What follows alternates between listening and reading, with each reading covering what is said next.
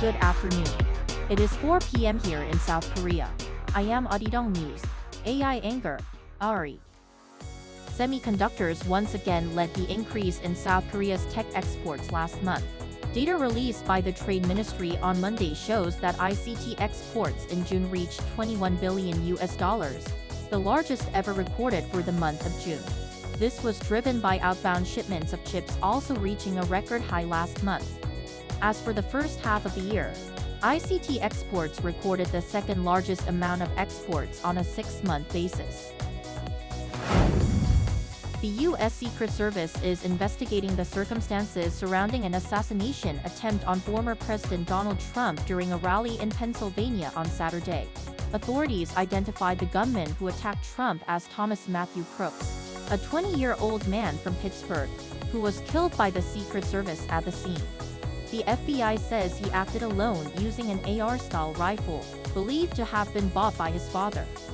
Trump was injured in the shooting, but ahead of the Republican National Convention, said his presidential campaigning would continue as scheduled.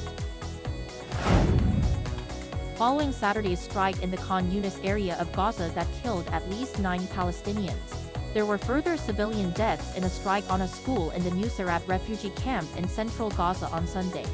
At least 17 people, mostly women and children, were killed, and 80 were wounded in the Israeli airstrikes on the UN-run Abu Ghraib school, which Gaza Civil Defence agency says was housing thousands of displaced people. This is the 5th attack on a school since July 6. The Israeli military said the operation was against terrorists who triggered the start of the war with their attack on Israel on October 7. With just over 10 days left until the Paris Olympic Games, the Olympic torch relay arrived in the French capital on Sunday after some 2 months of traveling through France and its overseas territories. Former French international footballer and current coach of the French Olympic squad, Thierry Henry, kicked off the relay for the first leg on the famed Champs-Élysées Avenue.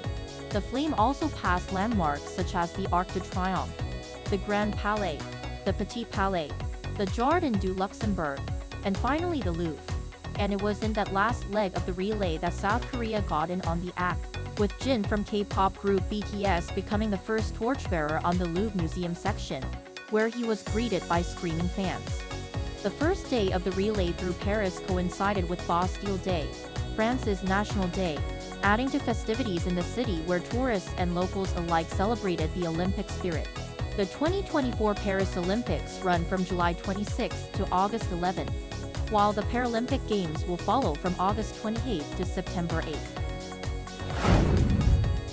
The South Korean government has said it was very unusual that North Korea released photos showing burning leaflets sent from the South. The Unification Ministry spokesperson said on Monday that these leaflets are sent by South Korean civic groups under the freedom of expression. The ministry vowed to monitor Pyongyang's intentions.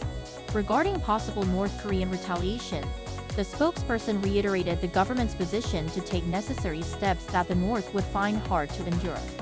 The North Korean leader's sister Kim Yo-tong released a statement on Sunday, warning of further retaliation against the South and releasing an image showing burning cold medicine, likely sent along with leaflets from the South. That is all for today. Thanks for watching.